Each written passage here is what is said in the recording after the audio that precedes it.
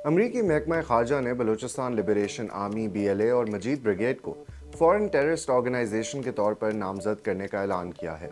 साथ ही मजीद ब्रिगेड को specially designated global terrorist की फहरिस्त में भी शामिल किया गया है, जिसमें BLA 2019 से शामिल है।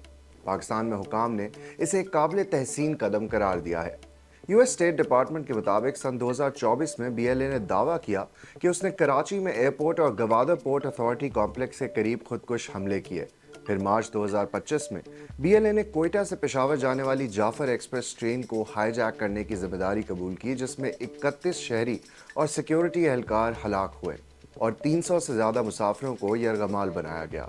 पाकिस्तान ने 2024 में मजीद ब्रिगेड को, जो BLA का खुदकुश स्क्वाड है, काला दम करार दिया था, जबकि BLA को सन 2006 में दहशतगर्द तंजीम करार दिया गया। मजीद ब्रिगेड क्या है?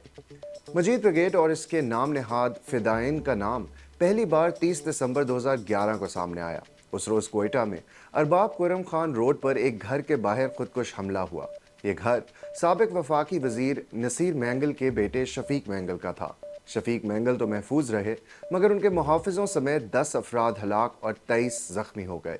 इस हमले की जिम्मेदारी बलूचिस्तान लिबरेशन आर्मी ने ही कबूल की और बताया कि ये फिदाई हमला मजीद ब्रिगेड के दरवेश नामी नौजवान ने किया था।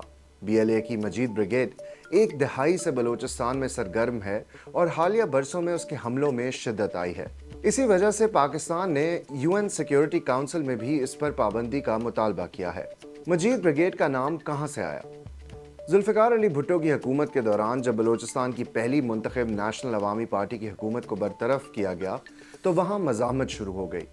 अगस्त 1975 में जब वज़ीर आज़म जुल्फ़िकार अली भुट्टो कोयटा में जलसे के लिए आए तो दस्ती बम धमाके में मजीद लांगू हलाक हो गया, जो बाद में मालूम हुआ कि वज़ीर आज़म पर हमला करना चाहता था। मजीद लांगू की हलाकत के बाद उनके छोटे भाई का नाम भी मजीद रखा गया, जो बलोच लिबरेशन आर्मी में शामिल हुए और 2011 में कोयटा के करीब मारे गए। BLA के मुताबिक 2011 में उसी दिन फिदाई ग्रुप बना और दोनों भाइयों के नाम पर इसे मजीद ब्रिगेड कहा गया। आर्मी दहशतगर्द तंजीम करार दिए जाने का मतलब क्या है?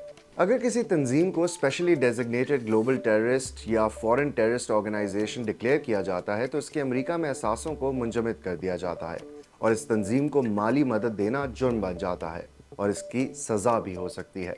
ये पाबंदियां ज़्यादातर अमरीकी शहरियों और कंपनियों पर लागू होती हैं, लेकिन दुनिया के दूसरे ममालिक भी अक्सर इसको फॉलो करते हैं।